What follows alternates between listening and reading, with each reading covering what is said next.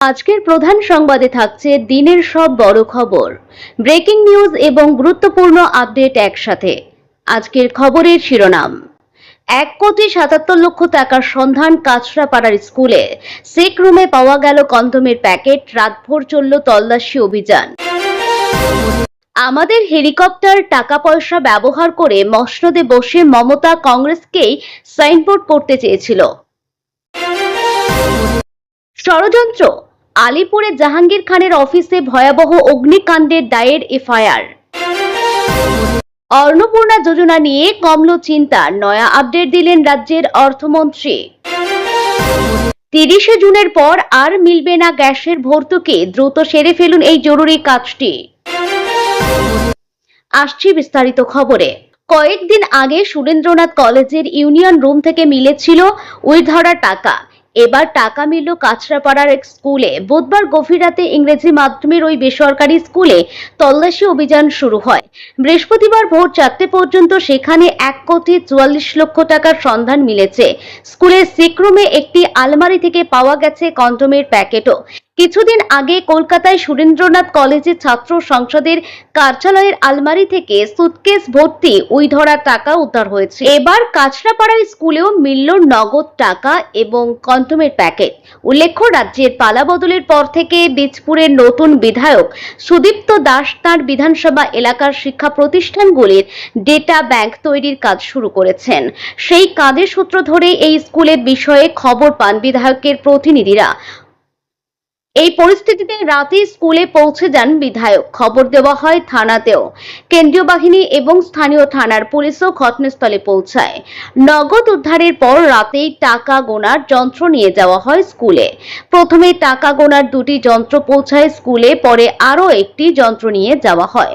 সূত্রের খবর, ভোর 4:30 পর্যন্ত প্রায় 1,44,00,000 টাকা গোনা হয়েছে। কংগ্রেসে মিশে যেতে পারে তৃণমূল। বাংলায় কংগ্রেসে একসঙ্গে জোট করে লড়াই করতে পারে তৃণমূল। এই সব জল্পনা আলোচনার মধ্যে মুখ খুললেন উত্তরবঙ্গের কংগ্রেস নেতা। পরিষ্কার জানালেন, নিচুতলার প্রচুর কর্মী মার খেয়েছেন, ফলত এমন কিছু হলে তারা যে ভালো কোনো সিদ্ধান্ত নেবেন না সে কথাই বললেন। দার্জিলিং জেলা কংগ্রেস সভাপতি সুবিন ভৌমিক বলেন, মিডিয়া যা বলছে স্পেকুলেশন তা নিয়ে বলতেই চায় না। 2011 সালে কংগ্রেসের হেলিকপ্টার ও কংগ্রেসের টাকা পয়সা নিয়ে উনি মসনদে বসে কংগ্রেসকে সাইনবোর্ড করতে চেয়েছেন। আমি নিজে ভুক্তভোগী। আমি কংগ্রেসের পতাকা তুলেছিলাম বলে আমার বিরুদ্ধে মামলা হয়। তৃণমূলের জন্য নিচুতলার কর্মীরা অনেক সমস্যার যন্ত্রণার মধ্যে আছে। এমন যদি সত্যি হয়, কংগ্রেস কর্মীরা সিদ্ধান্ত নেবে। তিনি আরো বলেন, আজ রাস্তায় বেরোলে ওদের যে ভাষা শুনতে হয়, যেভাবে মারধর খাচ্ছে, যাদের মানুষ চোর চোর বলে ডাকছে, তাদের দায়ভার কংগ্রেসের কর্মীরা নিতে চাইবেন না। এদিকে গতকালই 6 বারের সাংসদ অধীর চৌধুরী বলেন, আমার সঙ্গে তৃণমূলের তো কোনো দিনই ব্যক্তিগত বিরোধিতা নেই। আমার সঙ্গে তৃণমূল নেতা নেত্রী, তৃণমূল পার্টির কোনো ব্যক্তিগত বিরোধিতা কোনোদিনও ছিল না। তৃণমূল আমার পার্টিকে খতম করতে চেয়েছে, আমি আমার পার্টিকে রক্ষা করতে চেয়েছি, মোকাবিলা করার চেষ্টা করেছি। এটা আমার রাজনৈতিক ধর্ম বলে মনে করেছে। অপরদিকে প্রবীণ কংগ্রেস নেতা আব্দুল মান্নান বলেছেন, মমতার কোনো কার্যকলাপের উপর কেউ বিশ্বাস করতে পারেন না। তার বিশ্বাসযোগ্যতা ভারতের রাজনীতিতে তলানিতে ঠেকেছে।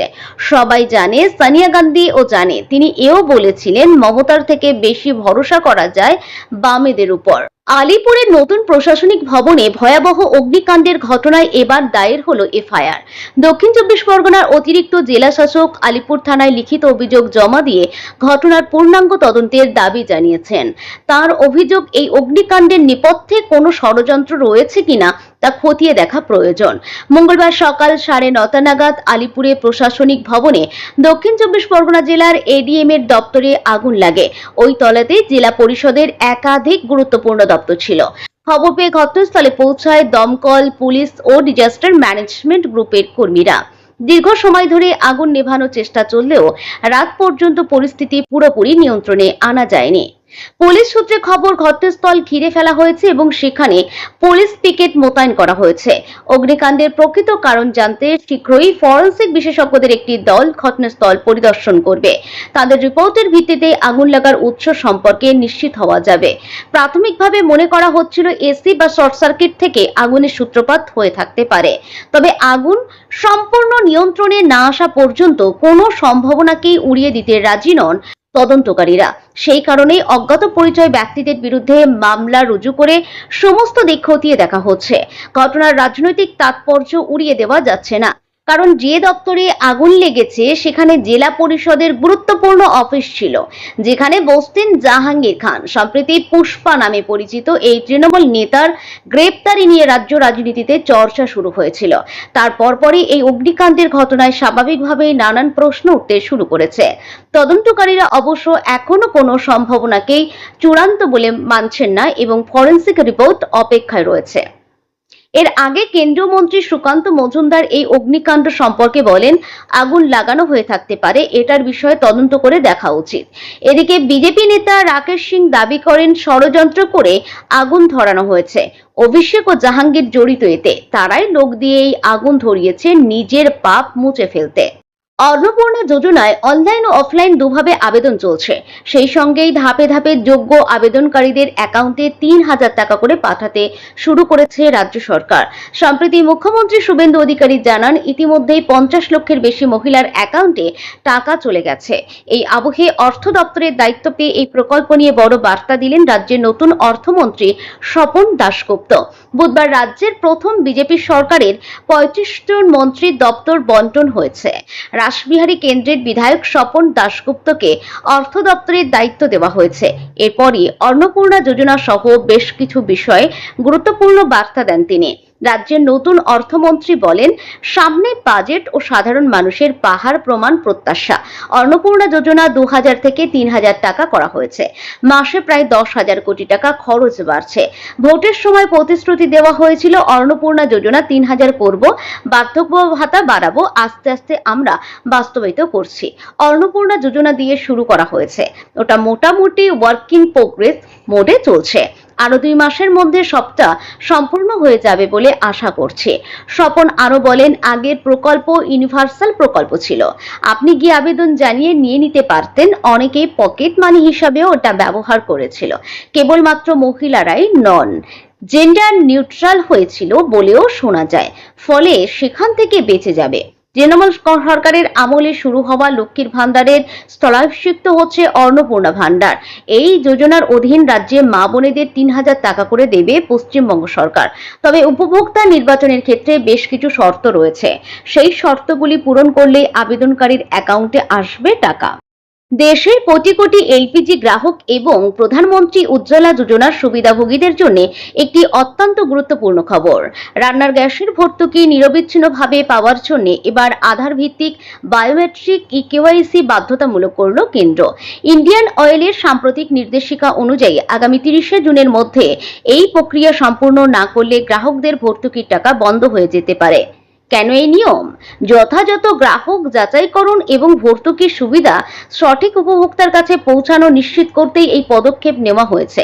যারা উজ্জ্বলা যোজনার আওতায় বছরে নির্দিষ্ট সংখ্যক সিলিন্ডারের ভর্তুকি পান, তাদের জন্য এই কেওয়াইসি প্রক্রিয়াটি সম্পূর্ণ করা এখন অপরিহার্য। কিভাবে করবেন অনলাইনে বিস্তারিত জেনে নিন। ঘর থেকে বের না হয়ে স্মার্টফোনের মাধ্যমে খুব সহজেই এই কাজ করা সম্ভব। আপনার ফোনে ইন্ডিয়ান অয়েল ওয়ান অ্যাপটি ডাউনলোড করুন। আপনার নিবন্ধিত মোবাইল নম্বর, ইমেল আইডি ও পাসওয়ার্ড ব্যবহার করে লগইন বা সাইন ইন করুন। প্রোফাইল সেকশনে গিয়ে ইকেওয়াইসি অপশনটি ক্লিক করুন। আপনার আধার কার্ড নম্বর প্রদান করুন এবং ফেস স্ক্যান সম্পূর্ণ করুন। অনলাইনে এই প্রক্রিয়া সম্পূর্ণ করতে কোনো টাকা লাগে না। যারা প্রযুক্তিগত সমস্যায় পড়ছেন বা অনলাইনে করতে পারছে না, তারা আপনার নিকটস্থ ইন্ডিয়ান অয়েল ডিস্ট্রিবিউটর অফিসে সরাসরি যেতে পারেন। গ্যাসের বই এবং আধার কার্ড সাথে রাখুন। আধারের সঙ্গে যে মোবাইল নম্বরটি লিঙ্ক করা আছে সেটি সঙ্গে রাখা জরুরি। সেখানে থাকা কর্মীরা আপনাকে বায়োমেট্রিক প্রক্রিয়ায় কেওয়াইসি সম্পূর্ণ করতে সাহায্য করবেন। ইন্ডিয়ান অয়েলের পক্ষ থেকে গ্রাহকদের পরামর্শ দেওয়া হয়েছে, শেষ সময়ের জন্য অপেক্ষা না করে দ্রুত এই প্রক্রিয়াটি সম্পূর্ণ করে নিন। কেওয়াইসি আপডেট থাকলে আপনি নিশ্চিন্তে ভর্তুকির টাকা পাওয়ার যোগ্য হিসাবে বিবেচিত হবেন।